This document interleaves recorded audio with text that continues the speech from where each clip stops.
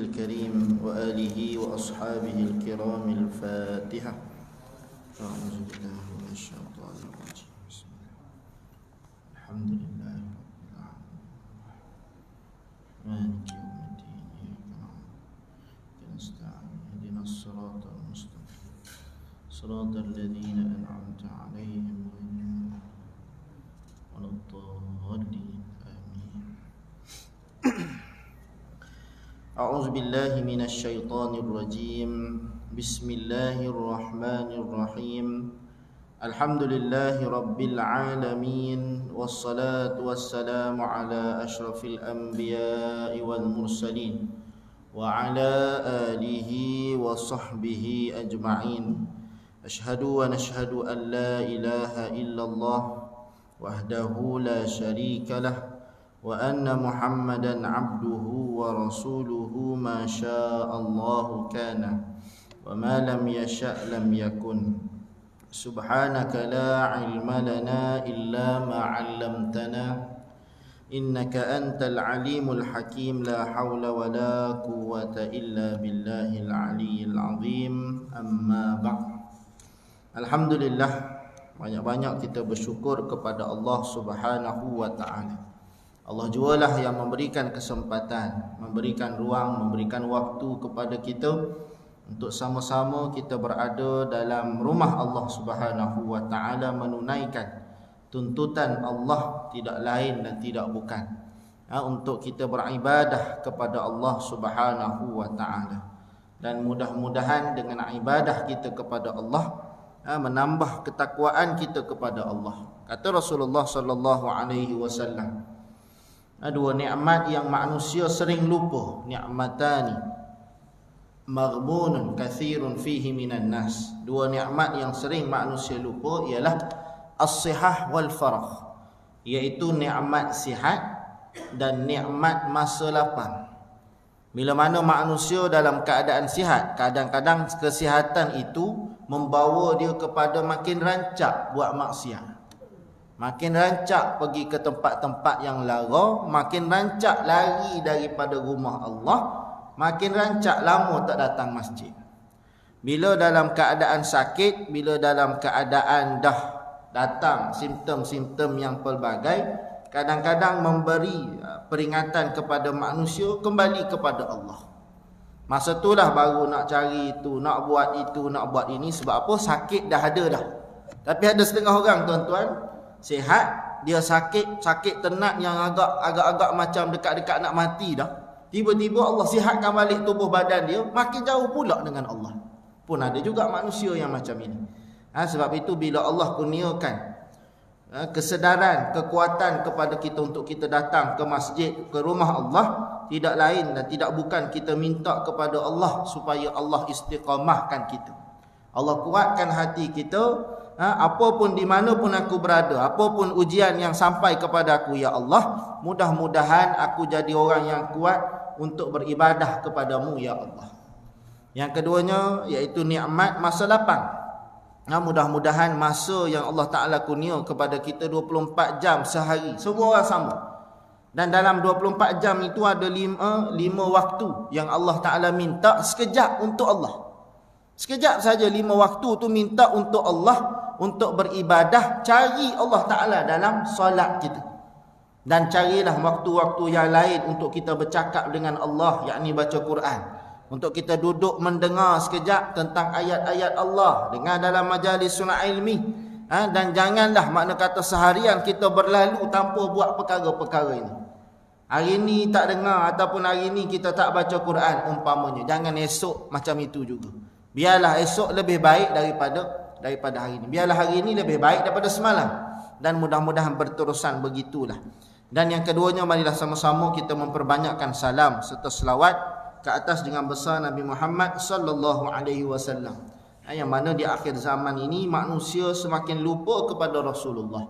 Manusia semakin memuja-muja, mengidola-idolakan lain daripada Rasulullah. Manusia makin mencari tahu, manusia makin suka mengetahui benda lain selain daripada Rasulullah sallallahu alaihi wasallam. Apa buktinya? Tuan-tuan tengok dalam dunia macam menuju 4 belalang. Apa buktinya? Kan? Kita tengok dalam dunia hari ni, bila sebut soal artis, bila sebut soal yang begini, benda-benda yang famous, masyhur dan sebagainya, maka orang berpusu-pusu cari, orang berpusu-pusu suka cari dan nak ambil tahu tentang perkara-perkara ini. Ini antara benda yang berlaku di zaman kita ini. Dan kita biarlah duduk dalam golongan orang yang suka dengar cerita tentang Rasulullah, walaupun benda tu berulang, tahun lepas dengar dah, tahun ni pun dengar dah, tak apalah. Yang penting adalah ilmu baru yang kita dapat. Dan insya-Allah yang ketiganya, marilah sama-sama kita doakan saudara-saudara kita yang berada di bumi Palestin. Mudah-mudahan Allah Ta'ala kuatkan tekad, kuatkan azam dan permudahkan segala-galanya. Mudah-mudahan Allah hantar bantuan dan memberikan kemenangan kepada orang Islam, insya-Allah. Dan yang ketiganya, insya-Allah kita, yang keempatnya, tersambung pelajaran ataupun perbincangan kita pada surah Hud. Surah Hud yang kita bincang sebelum daripada ini, iaitu surah yang ada 123 ayat. Surah yang ke-11 dalam Al-Quran, dan dari sudut tertib turun Al-Quran. Penurunan Al-Quran dengan tertib surah ni dua benda yang berbeza. Kalau tertib surah maknanya daripada Al-Fatihah, Al-Baqarah, Ali Imran, An-Nisa dan sebagainya. Tapi kalau tertib turun surah, dia ikut cerita. Mula-mula sekali turun wahyu yang pertama, 5 ayat suratul Alaq. Lepas tu turun suratul Muddassir, wahai orang yang berselimut dan sebagainya, ada turutan dia. Dan surah Hud ini kebanyakan ayatnya turun pada tertib turun yang ke-52. Ataupun kalau kita nak faham lebih dalam situasi Rasulullah terima surah yang dinamakan sebagai surah Hud ini, ialah ketika mana sahabat-sahabat Nabi, orang yang ikut Islam di akhir-akhir dakwah Rasulullah di Mekah, semakin berkurangan. Bahkan kata Syekh Ramadan Buti, beliau menyebutkan surah Hud ni turun di kala mana tak ada orang memeluk Islam, tak ada pertambahan orang memeluk agama Islam. Dan dalam keadaan sahabat-sahabat yang fakir miskin yang masuk Islam awal-awal ini, golongan yang awal ini, dia dah berhijrah ke Habsyah. Antaranya Ja'far As-Sadiq dan dia punya gerombolan. Ramai pada ketika itu, lebih daripada 70 orang ikut Ja'far As-Sadiq ini pergi ke pergi ke Habsyah. Pergi ke Habsyah untuk mohon perlindungan, sebab duduk di Mekah kena tekan sangat kuat, menyebabkan yang tinggal dekat dengan Rasulullah di Mekah pada ketika itu hanya berapa kerat sahaja sahabat-sahabat Rasulullah. Dan semakin hari Rasulullah semakin ditekan, dan dalam keadaan bagaimana tidak ada pertambahan orang masuk Islam, lalu menyebabkan Rasulullah duduk dalam keadaan risau. Rasulullah duduk dalam keadaan, Allah sebut dalam surah surah Hud dalam ayat, kalau kita tengok ayat yang ke-12, Allah Ta'ala sebut apa dia? Allah sebut wadha'ikum bihi sadruka, sehingga kan menyempitkan, jadi serabut perut, Rasulullah SAW dalam keadaan stres. Ataupun ke orang kita sekarang ni seolah-olah macam mental block Rasulullah. Sebab apa tuan-tuan? Bila turun surah Hud, turun dalam keadaan nak meredakan suasana Rasulullah. Dan Allah Ta'ala cerita bagaimana dalam surah Hud kisah-kisah nak meredakan keadaan Rasulullah. Apa yang merisaukan Rasulullah pada ketika itu? Yang paling merisaukan Rasulullah ialah bila mana orang Islam yang memeluk agama Islam tidak bertambah. Bahkan ada setengah ulama sebut dalam tafsir-tafsir, bahkan ada dalam kalangan orang yang dah Islam di Mekah pada ketika itu murtad dalam keadaan keluar Islam, menyebabkan Rasulullah dalam keadaan tersepit. Dan tersepitnya Rasulullah ini, Rasulullah terbayang, Rasulullah dalam keadaan mari terlintah dalam kepala, kalau aku makin menyampaikan dakwah, orang makin tak terima Islam, makin tak beriman kepada Allah, baik aku berhenti daripada berdakwah. Mari keadaan kepada Rasulullah yang dalam keadaan tertekan tadi, mari aku tak payah sampaikan ayat daripada Allah kepada orang, kepada manusia. Sebab makin lama aku menyampaikan, makin banyak aku sampaikan ayat Quran, orang makin tak terima kepada Islam. Mari perasaan itu kepada Rasulullah sallallahu alaihi wasallam. Dan benda yang paling merisaukan Rasulullah Ialah bila mana umat dia pada ketika itu, kaum musyrikin Mekah makin menolak, makin menentang Allah Ta'ala, maka lama-lama bila berlaku penentangan yang kuat, ikut kaedah, ikut sejarah Nabi-Nabi yang lain, maka umat tersebut diserahkan kepada Allah Subhanahu Wa Ta'ala. Apa maksud dia? Maknanya urusan umat pada ketika itu bila diserah kepada Allah, habis, settle, tamat riwayat kaum tersebut. Tengok bagaimana Nabi Saleh, Nabi Syuaib, Nabi-Nabi yang sebelum daripada ini, Nabi Hud sendiri, tuan kepada surah ataupun nama yang disebabkan nama dia, dinamakan surah ini surah Hud. Nabi Nuh alaihissalam, bagaimana umat dia pada satu ketika duduk dalam keadaan berlaku penentangan yang banyak, diserahkan kepada Allah, maka binasalah kaum tersebut. Mari perasaan begitu kepada Rasulullah sallallahu alaihi wasallam, maka Allah Taala turunkan antaranya ayat yang kita sebut tadi, ayat 12. Fala'allaka tarikum ba'dha ma yuha ilaik wa dha'ikum bihi sadruka an yaqulu laula unzila alaihi kanzun aw jaa'a ma'ahu malak.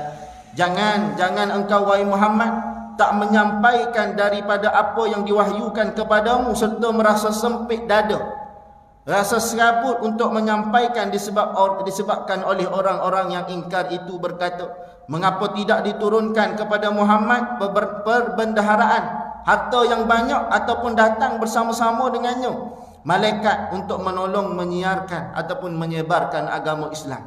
Kerana sesungguhnya engkau hanyalah seorang rasul, pemberi amaran kepada orang-orang yang ingkar. Dan Allah jualah pentadbir yang menguruskan tiap-tiap sesuatu, maka serahlah diri kamu kepada Allah Subhanahu Wa Ta'ala. Apa jawapan Allah? Muhammad, bila mana kamu dalam keadaan berdakwah, orang tak nak terima. Kamu ajak, orang tak nak terima. Kamu menguruskan masjid, orang tak nak datang juga. Macam-macam dah kamu buat, maka akhir sekali serahkan kepada Allah. Serahkan kepada Allah macam mana? Maknanya kalau orang tu orang yang kafir, maka jelas mereka tetap menerima kekafiran mereka, mereka tak nak terima Islam. Kita buat macam-macam dah. Saya relatekan kepada kita punya aktiviti masjid lah. Paling mudah, paling kita nampak sekali. Masjid kita tiap-tiap malam ada imarahnya, ada kuliahnya. Memakmurkan masjid dengan kuliah begini. Kuliah sesi orang tua ada, sesi anak muda ada, nak kenal Quran sebiji-sebiji ada, nak tafsir Quran ada. Masjid dah buat dah. Maka kalau ada orang menentang, tak nak terima, tak nak datang masjid lagi, maka serahkan kepada Allah dah. Sebab apa serah kepada Allah? Sebab kita dah usaha buat macam-macam. Cuma kadang-kadang ada setengah-setengah masjid, setengah-setengah tempat, setengah-setengah surau dan sebagainya. Ni kawasan kita Muar, alhamdulillah tuan-tuan. Saya boleh bagi thumbs up. Sebab apa? Sebab kalau nak banding dengan kampung saya di Kelantan dan sebagainya, kadang kita sedih. Sedih macam mana? Pengurusan surau, kadang AJK dah 50 tahun, orang yang sama, tak ada apa-apa perubahan kepada masjid dan surau. Datang masuk meeting masjid, duduk. Yang ini ambil minyak panas, duduk gosok kaki dia. Yang ini pegang lutut, Allah hari ini motong getah banyak, kan? Yang ini begini, yang ni menyandar, Allah imam lambat lagi. Kau habis meeting kita ni, bincang benda yang sama, bincang mana kata tak ada apa-apa perubahan. Sebab itu kadang-kadang masjid bila diberi satu nafas yang baru, bila diberi kepada orang yang ada idea, dia akan buat masjid itu lebih, mana kata lebih daripada fungsi yang sepatutnya. Contoh, kalau kita nak tengok di Kedah, kan, famous kalau tuan-tuan buka YouTube, buka Facebook, buka TikTok dan sebagainya, Masjid Al-Bushra Merbuk, Firdaus tu. Tu senior saya di Darul Quran. Tak pernah jumpa lah. Cuma senior dia di Darul Quran. Pengurusi masjid orang muda. AJK orang berumur tak ada masalah. Tapi dia gabungan antara orang muda dengan orang tua buat kerja, dia akan nampak satu benda yang hebat. Kalau tengok masjid dia tu macam-macam ada tuan-tuan.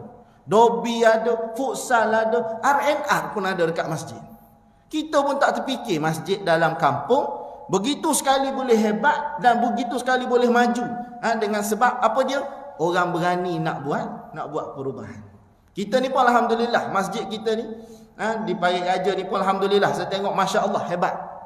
Cuma dalam Muar kita ni tuan-tuan ada lagi masjid-masjid yang lesu daripada aktiviti-aktiviti. Sayang kadang-kadang datang kuliah ada berapa orang? 2 orang. Saya pernah tuan-tuan pergi masjid ni negeri lain di Uganda, ni bukan di Johor lah. Pergi kita datang untuk kuliah maghrib. Duduk habis solat maghrib. Assalamualaikum. Tengok belakang 2 orang. Imam pun balik juga masalah tu. Imam start motor, pak balik. Mana imam tadi? Aku nak kuliah kat siapa ni? Adalah 2 orang.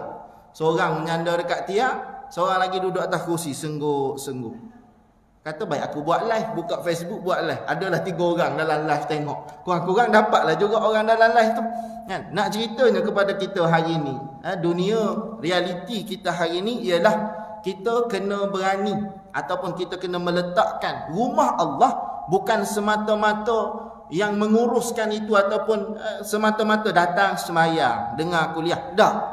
Rumah Allah buat macam-macam. Cuti sekolah buat khatam Quran ke, khitan, potong benda tu, ikutlah apa-apa aktiviti yang masyarakat datang ke masjid.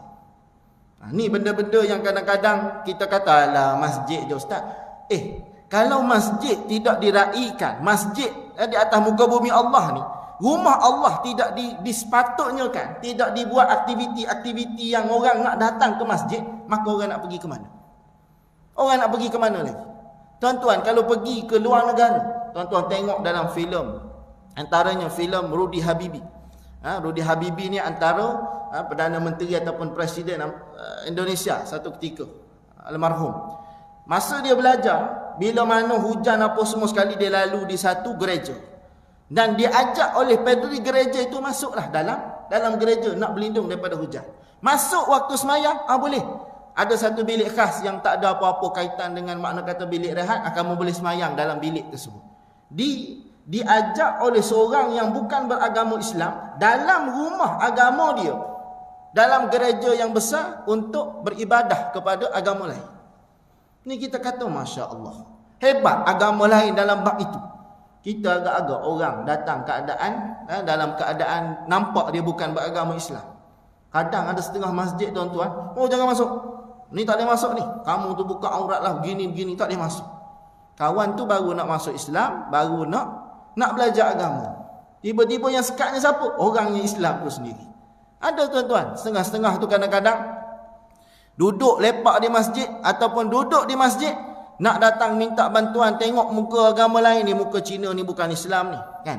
Datang je pak terus halau daripada masjid. Kita tak nafilah memang ada menipu pun ada. Saya pernah kena satu masjid, rupanya masuk Islam tahun 2013. Tahun ni 2023, minta bantuan, saya mualaf. Mualaf nak minta apa ni kat sini ni?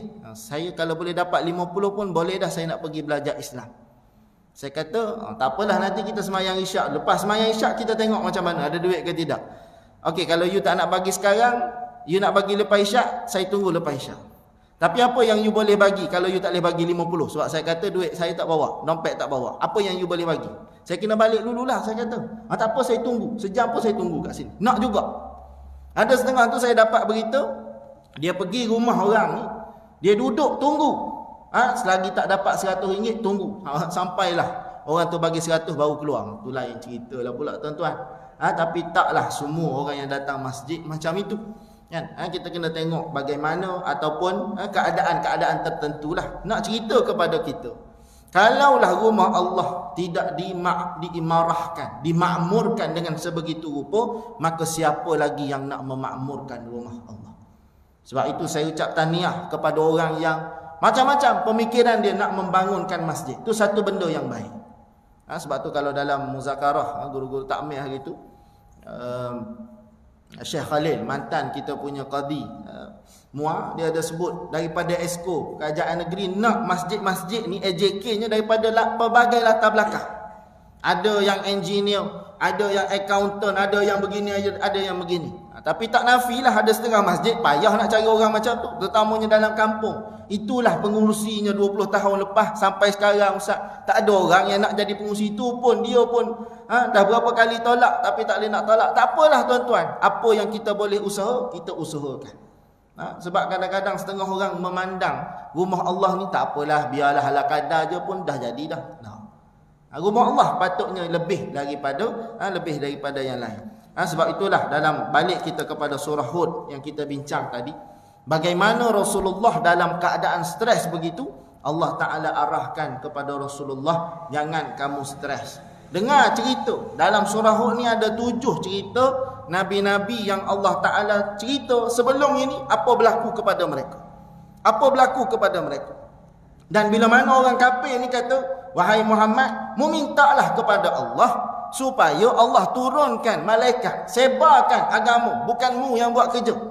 Maka mungkin Islam akan lebih tersebar. Siapa yang bagi tu? Orang kafir Quraisy. Orang kafir yang bagi. Dia tu tak nak terima Islam dah. Bagi cadangan. Sebab apa? Nak menjatuhkan, nak menunjukkan bahawa Nabi Muhammad SAW ini pertama sekali buat kerja agama ni kerana nak dapat harta. Nak dapat satu-satu, makna kata satu-satu benda yang lumayan di sisi Allah Ta'ala. Antaranya apa dia? Dakwaan mereka kepada Nabi Muhammad. Nabi Muhammad duk sebar dakwah apa semua sekali, nak jadi ketua. Bila jadi ketua, maka dia boleh dapat banyak harta dengan jawatan yang dia ada. Maka Allah Ta'ala turunkan ayat 29 daripada surah Hud. Apa Allah Ta'ala sebut? Wa ya qaumi la as'alukum alaihi mala in ajriya illa 'ala Allah wa ma ana bitaridil ladzina amanu innahum mulaku rabbihim walakinni arakum qauman tajhalun. Kata Nabi Muhammad, wahai kaumku, aku tak minta harta sebagai imbuhan ataupun sebagai upah atas seruan aku. Upah aku hanyalah daripada Allah Subhanahu wa Ta'ala. Dan aku sekali-kali tidak akan mengusir orang yang telah beriman. Sesungguhnya mereka akan bertemu dengan Tuhannya, dan sebaliknya aku memandangmu sebagai kaum yang bodoh semata-mata. Pandangan daripada Rasulullah, apa dia? Rasulullah kata, aku buat kerja ni, buat kerja dakwah, bukan semata-mata nak dapat upah. Bukan semata-mata nak suruh orang bayar aku atas sebab aku mengajar agama, atas sebab aku mengajar Quran, tidak. Tapi ini adalah arahan daripada Allah. Maka ayat inilah kadang-kadang menjadi dalil kepada setengah orang bahawasanya bila kita mengajar Quran, maka tak boleh kita nak minta upah. Biar ikhlas kepada Allah. Kan mengajar Quran, mengajar ayat Allah, ikhlaslah. Maka ikhlas tak adalah. Tak payah nak minta upah, tak payah nak minta apa-apa. Ni kadang-kadang kita bagi tahu bodoh kan, marah pula. Tapi dalam ayat ni apa Allah Ta'ala sebut? Walakinni arakum qauman tajhalun. Ni kadang-kadang bagi aku, pandangan aku terhadap kaum yang begini ialah orang yang bodoh. Ni kata Rasulullah SAW, ayat Rasulullah yang diikut oleh Allah Ta'ala. Lalu dalam ayat ini ulama-ulama memberikan pandangan. Apa dia pandangan daripada para ulama? Ada setengah ulama meletakkan bahawa orang yang mengajar agama, orang mengajar Quran, orang yang mengajar hadis-hadis Rasulullah, mengajar ilmu agama lah, mudah cerita, tak boleh minta upah. Tak ada upah. Memang tak ada upah apa-apa pun. Itu pandangan yang pertama. Pandangan yang kedua, ada setengah ulama kata tak boleh, harus untuk minta upah. Dia boleh minta upah berapa dia nak daripada upah mengajar dia tu. Contoh, dia letakkan sekian-sekian, maka hukumnya harus. Apa sebab? Sebab dia pun duduk dalam dunia, dia pun nak makan, dia pun makna kata dalam keadaan menguruskan kehidupan dia. Maka nak kepada sumber keuangan. Maka bila dia buat kerja agama berdasarkan keperluannya, boleh untuk dia mengambil upah. Dan kita ambillah pandangan yang ketiga. Apa dia? Boleh ataupun harus terima upah daripada mengajar agama dengan syarat-syarat yang tertentu. Syaratnya apa dia? Yang pertama, mestilah bila kita mengajar, contoh orang mengajar Quran, mesti benda tu dipersetujui oleh dua-dua pihak. Aku ada sikit ilmu tentang Quran, aku boleh mengajar. Maka bila aku mengajar, masa aku ni digunakan untuk mengajar Quran. Tak boleh buat kerja lain sebab aku duk tumpu mengajar Quran ini. Maka dia boleh minta sedikit upah daripada dia menggunakan masa tersebut. Maka orang yang nak ambil ataupun nak belajar tu tadi, makna kata kena bayar sekian-sekian atas sebab apa? Khidmat orang tersebut. Dua-dua pihak bersetuju. Tak ada masalah lah. Ni kadang-kadang berlaku tuan-tuan. Berlaku apa dia? Pernah saya dapat satu screenshot WhatsApp daripada kawan. Dia ni duk mengajar Quran, kerja pun kerja biasalah. Tapi yang banyak dia buatnya mengajar Quran. Tapi tak adalah yang mengajar Quran itu menyebabkan dia boleh jadi kaya. Sebab apa? Mengajar Quran ini, dia bukan sekadar perlu ada ilmu Quran, tak. Makna kata orang yang ada ilmu Quran, dia boleh mengajar Quran. Tak. Tak semestinya begitu. Berapa ramai yang tok-tok guru yang hebat dalam bidang taranum, hebat dalam bidang Al-Quran, tak mengajar pun. Untuk diri dia je ilmu. Sebab apa? Nak mengajar ilmu Al-Quran ini, dia perlu satu lagi. Kemahiran mengajar. Kemahiran nak menyampaikan ilmu. Ataupun kita sebut hari ini pedagogi. Ataupun kaedah dia nak menyampaikan ilmu pengajaran dia itu. Maka orang yang nak mengajar ilmu Quran ni pun dia kena mahir beberapa kaedah. Banyak benda dia kena mahir. Bukan sekadar boleh sebut ikhlak begini, idgham bergunah begini, tak. Ada kaedah, ada cara penyampaian. Kalau dengan budak-budak boleh jadi buat lagu, ada pergerakan. Ada makna kata, ada kata-kata ataupun ada disebut sebagai orang kata apa? Lirik yang dia buat berdasarkan ilmu tajwid contohnya. Kalau nak mengaji orang tua, nak mengajar orang tua, dia tak boleh banyak pergerakan. Penat kawan tu. Kan? Nak kena bahasa yang mudah bila mengajar orang Quran, mengajar orang tua. Bila mengajar orang asli lain pula cerita dia. Kan? Kalau mengajar orang asli macam mengajar masjid malam ni, confirm. Kita dengan Tok Batin pun boleh jadi balik makan nasi kat rumah. Sebab apa dia tak boleh cara macam ni? Dia nak kena cara yang berbeza. Kadang nak kena pergi menyanyi, nak kena pergi apa semua sekali. Jadi masjid, jadi surau ni tempat menyanyi pun ada juga tuan-tuan. Boleh tak boleh? Tak apa, nak dakwah, nak berdakwah. Ada setengah tempat-tempat orang asli kita tinggal mikrofon untuk semayang lah, untuk kerja buat semayang. PA sistem apa semua ni. Tinggal seminggu depan tengok, mana PA sistem masjid kita ni, surau kita ni. Dia bawa pergi dewan dia untuk karaoke puak-puak dia. Kita cari sumbangan ini, sumbangan kita ni untuk PA sistem surau di kampung orang asli. Adalah salah satu kampung orang asli di Gua Musang. Saya pergi dulu, kita cari dana apa semua sekali buat surau. Tak ada surau, buat surau. Lepas buat surau, tak ada PA sistem, tak ada kipah apa semua, cari pula sumbangan. Bagi PA sistem, kipah apa semua. Tengok 2 minggu, 3 minggu mari pula, tak ada dah benda tu. Ada bawa balik rumah, ada bawa balik pergi dewan buat karaoke lah, macam-macam. Tak apalah tuan-tuan, yang penting ada usaha-usaha untuk kita panggil ataupun untuk kita dakwah mereka. Baik. Yang kedua, tak boleh dijadikan matlamat untuk kayu. Mana kata kita mengajar Al-Quran apa semua sekali benda-benda agama ni, dia tak boleh jadi satu sumber pendapatan yang menjadikan kita kaya dengan sebab itu. Walaupun kita tengok kadang-kadang setengah-setengah ulama-ulama hebat, kaya. Ulama-ulama hebat, contoh macam dulu-dulu, Allahumma salli ala Muhammad, Ustaz Ismail Kamus apa semua. Kehidupan mereka makna kata tak adalah susah macam tok-tok guru pondok duduk ni apa. Tak. Dia ada pusat rawatan dia, ada meniaganya begini-begini dengan sebab lain, bukan sebab semata-mata kerja agama. Sebab itulah bila mana kita duduk dalam agama, kita duduk dalam sebagai seorang pendakwah, bukan semata-mata bermatlamatkan kekayaan. Kadang kita ada tuan-tuan berlaku. Macam mana berlakunya? Nak panggil ceramah boleh, tapi mesti ada bayaran sekian. Tapi tak boleh lebih sejam, kena sejam je. Bayaran berapa? 2,000, 3,000. Ceramah apa dia? Ceramah cerita melawak sikit begini. Baca hadis 1-2, dah settle. Apa ilmu yang orang dapat? Wallahu a'lam. Ada berlaku. Menyebabkan agama pada pandangan orang boleh dijual beli begitu saja. Dan yang ketiga ialah syarat dia boleh terima upah tapi bukan kerana kehendak-kehendak tertentu. Aku bayar upah ni, kamu ceramah. Tapi ceramah tajuk ni je. Jangan ceramah benda lain. Jangan sentuh benda ni, jangan sentuh benda ni. Dia terikat dengan orang yang bagi upah.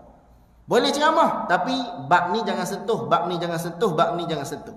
Dia terikat pada kehendak-kehendak yang tertentu.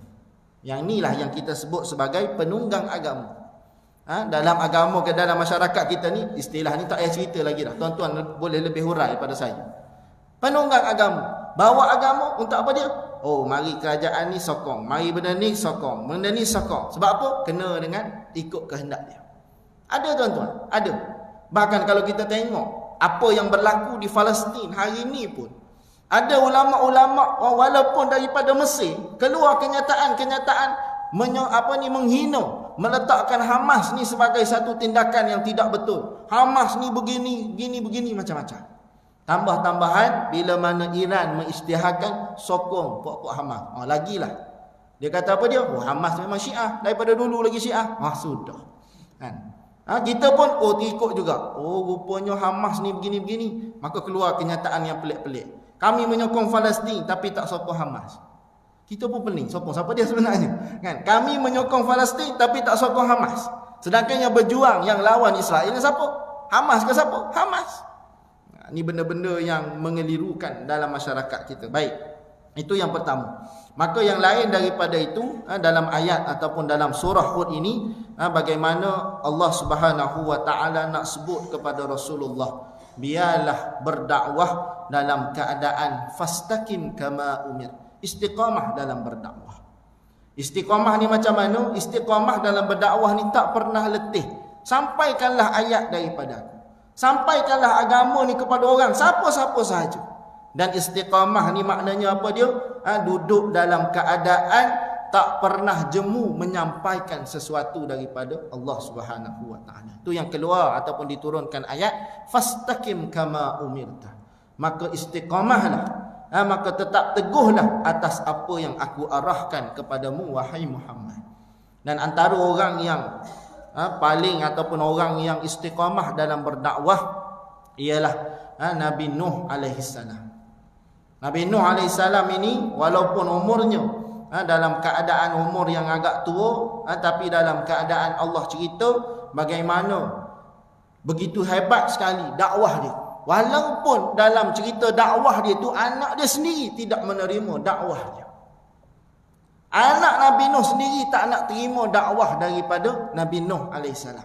Dan menarik, ada 2-3 ayat yang kalau kita boleh bincang bagaimana cerita Nabi Nuh alaihissalam. Yang pertama, kita tengok ayat yang ke-43, Allah Ta'ala sebut, qala sa'awi ila jabalin ya'simuni minal ma' qala la 'asima al-yawma min amrillah illa man rahim wa hala bainahuma al-mawju fakana minal mughraqin. Allah Ta'ala sebut anak Nabi Nuh, bila mana Nabi Nuh panggil, mari naik atas kapal. Sebab Allah Ta'ala sebut, Allah Ta'ala kata hari ni akan panggil seluruh, tak ada tempat nak berlindung, sekalipun tinggi bukit dan sebagainya, tak boleh, kena naik atas kapal sahaja tempat berlindung. Maka apa jawab anak Nabi Nuh? Dia kata, aku akan pergi berlindung ke satu bukit yang boleh menyelamatkan aku daripada ditenggelamkan oleh air. Aku akan cari gunung, ayah. Tak apa ayah, jangan risau. Aku akan cari gunung. Dia tak nak terima juga apa yang disebut, apa yang diajak oleh Nabi Nuh alaihissalam. Maka Nabi Nuh sebut apa dia? Hari ini tak ada sesuatu pun yang dapat melindungi daripada azab Allah kecuali orang yang mendapat rahmat Allah Subhanahu wa ta'ala. Dan dengan serta-merta ombak memisahkan di antara keduanya, lalu menjadilah ia anak yang derhaka itu dari orang-orang yang ditenggelamkan oleh taufan. Bagaimana Nabi Nuh alaihissalam sampai doa kepada Allah. Doa kepada Allah apa dia? Nabi Nuh sebut dalam doa dia supaya dalam keadaan qala rabbi inna bni min ahli wa inna wa'dakal haqq wa anta ahkamul hakimin. Wahai Tuhanku, anak yang kamu tenggelamkan tadi, yang duduk berdialog dengan aku tu bukan orang lain, itu adalah anak daripada keturunan aku. Maka kamu tolonglah ya Allah, kamu berilah sebaik-baik ataupun kamu menjadi hukum, biarlah hukuman itu hukuman yang sebaik-baik hukum, seadil-adilnya, kata Nabi Nuh kepada Allah. Maka Allah Subhanahu wa ta'ala jawab kepada Nabi Nuh, ya Nuh, innahu laysa min ahlik, innahu amalun ghairu salih, fala tas'alni ma laysa laka bihi ilm, inni a'izuka an takuna minal jahilin. Wahai Nuh, sesungguhnya anakmu tu bukan daripada keluarga kamu, kerana ia telah terputus hubungan dengan kamu disebabkan kekufuran dia kepada aku, kata Allah. Sesungguhnya bawaannya bukanlah amal yang saleh, maka jangan engkau memohon kepadaku sesuatu yang engkau tidak mengetahui pengetahuan tentang. Allah Ta'ala tegur Nabi Nuh. Ni kita kena perhati betul-betul. Dalam ayat ini, Nabi Nuh minta kepada Allah supaya selamatkan anaknya. Tiba-tiba Allah Ta'ala kata, "Hei Nuh, yang kamu minta Kan'an yang ditenggelamkan oleh Allah tu bukan daripada keluarga, daripada keturunan kamu lagi dah." Atas sebab apa? Atas sebab dia kufur kepada Allah. Maknanya hubungan kekeluargaan manusia boleh terputus dengan sebab penderhakaan kepada Allah Subhanahu wa taala. Makna kata bila mana seorang itu walaupun anak kita beriman kepada Allah tapi pada satu masa dia kufur kepada Allah, maka terputus lagi dah hubungan dia dengan kita sebagai anak. Makna kata tak boleh nak doa rahmat dan sebagainya untuk anak tersebut. Ni Nabi tuan-tuan. Fitrah sebagai seorang manusia biasa, walaupun diuji macam-macam, tapi bila anak sendiri yang kena macam itu, kita pun tak terlepas. Kita pun tak terlepas. Tapi kadang-kadang tuan-tuan, masalah kita ni, anak kita ni, kita memanjakan anak dia sampai satu tahap, anak itu dia jadi keras dengan Allah Ta'ala. Keras yang macam mana? Apa pun anak buat, kita ikut anak. Apa pun anak buat, kita ikut. Tak ada larangan, tak ada dakwah kepada anak tersebut. Menyebabkan sampai satu masa, apa yang kita sebut kepada anak kita tak nak dengar. Sebab itulah peranan dakwah ni bukan peranan keluarga semata-mata. Peranan masyarakat. Peranan masyarakat. Anak kamu buat salah, aku kena tegur. Anak aku buat salah, aku tegur, kamu pun tegur anak aku. Supaya sekeliling tahu bahawa dia tu buat salah dan perlu ditegur atas kesalahan yang dia buat. Apa yang berlaku dalam masyarakat kita hari ini, anakmu, anak aku. Anakmu buat salah, pakak kecam ramai-ramai, pakak mengata ramai-ramai, pakak mengumpat ramai-ramai. Anak aku buat salah, aku tegur dah. Dan sampai satu tahap, aku tak nak tegur, ikut suka hati aku. Dan kamu jangan ambil campur tentang urusan anak aku. Ini dalam masyarakat kita hari ini tuan-tuan. Dia jadi sampai satu tahap barah yang begitu rupa. Apa buktinya tuan-tuan? Kita boleh tengok hari ini. Berapa ramai kita yang tahu tentang jiran-jiran kita punya anak. Anak jiran kita apa kerja dia? Anak jiran kita begini-begini. Siapa yang boleh makna kata cerita tentang benda-benda itu? Kadang-kadang payah dah kita nak sebut benda-benda begini. Lagi-lagi yang bersifat perumahannya, lagi-lagi yang duduk rumah flat bertingkat-tingkatnya, kadang kenal pun tidak. Ada satu ceritanya cerita macam tak berapa real, tapi kita ambil pengajaran lah daripada cerita ni yang terakhir untuk malam ini. Bagaimana cerita seekor tikus duduk dalam rumah. Tikus ni duduk dalam rumah, biasalah kerja tikus, bukan dia tukang masak dalam rumah tu. Dia makan itu makan ini. Last sekali tuan rumah dia kata, aku nak buat keputusan nak tangkap tikus, pasang perangkap tikus. Maka tikus pun pening kepala. Sudah tuan rumah nak pasang perangkap.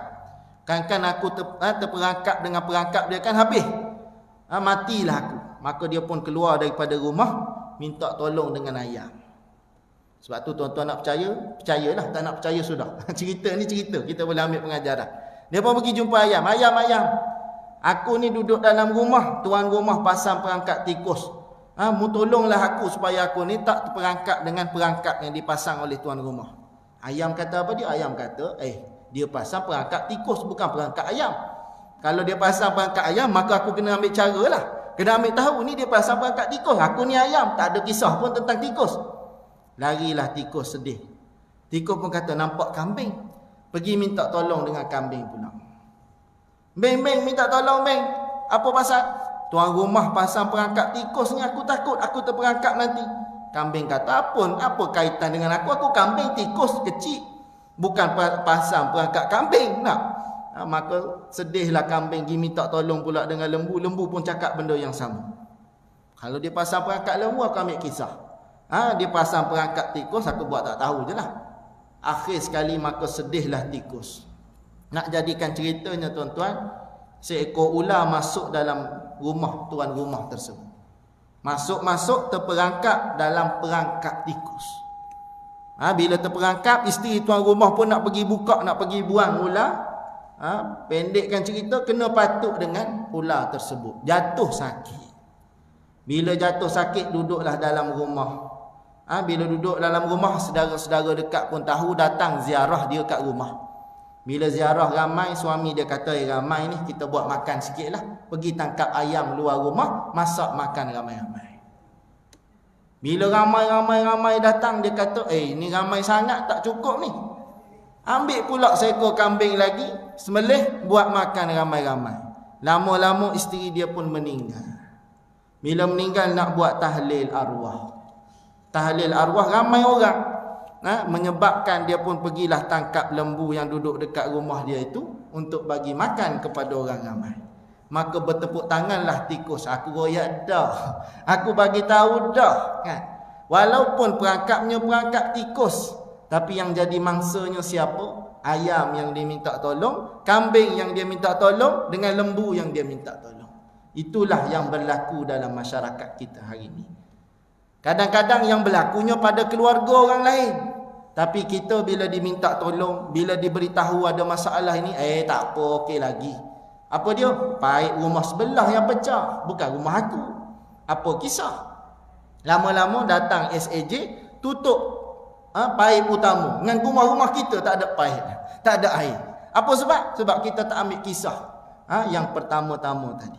Begitulah dalam masyarakat kita hari ini, bila berlaku satu-satu kemungkaran, bila berlaku satu-satu maksiat, maka tugas menegur maksiat, tugas menegur kemungkaran bukan tugas mak ayah dia sahaja, bukan tugas kawan dia sahaja, tak, seluruh masyarakat.